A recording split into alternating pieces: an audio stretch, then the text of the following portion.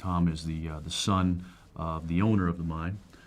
So he's grown up in the mines that we are actually in as we speak, and knows him fairly well. Was kind of pinned as the sole responsible party to the accident that happened back in I think they're pinning it in 1998 or 1999 when all the miners died.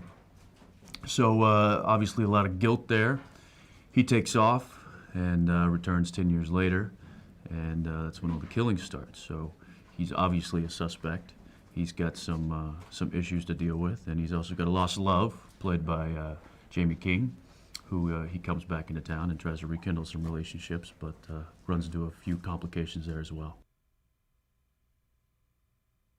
It takes place in generally a coal mining community, based around a group of guys that went down 10 years prior to when the movie is taking place, and they get trapped, and one guy makes it out alive and is a little messed up because of it. So his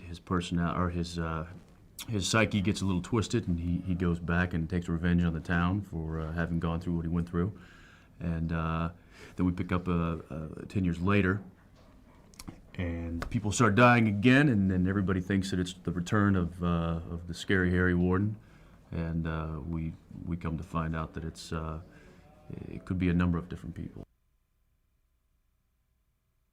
You know, it is a very intimidating character, and you know, I've obviously shot a few scenes with him, and you know, just the gas mask and the light, you know, just this piercing light that kind of blinds you as you look at him.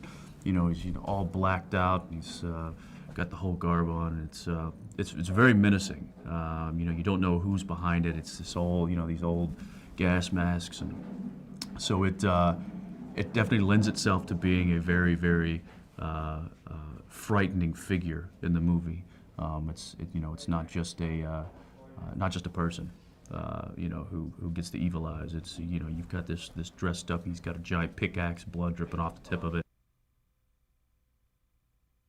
I think the fact that it's not just a you know, girl running through the woods, falls on a stump and can't get up, and the guy catches up with her, and it's just some lumbering, stalking, you know, killer.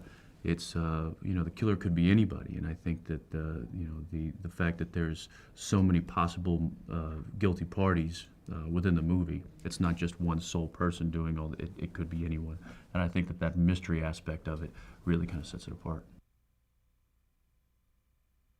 We're doing it in a format, the 3D format, that I've never really been a part of or you know, messed with, and so I'm very interested to see how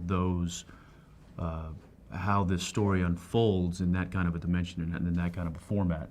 You know, I remember back, you know, when I was a kid, putting on the paper glasses with the red and blue lenses and stuff, and it's so much more advanced than that, and you know, now I see the guys walking around with, you know, aviator sunglasses, it looks like, but those are the 3D glasses, and so just the technology itself, I think, is really going to set this, you know, really going to set this out there and put it, you know, put it on the list of things to see.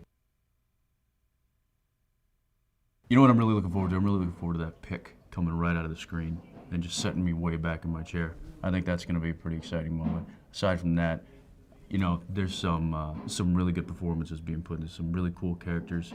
Yeah, you know, from reading the page and watching the performances and seeing the dailies, I'm going to be just as much of an audience member as everybody else, and I'm thrilled to see it.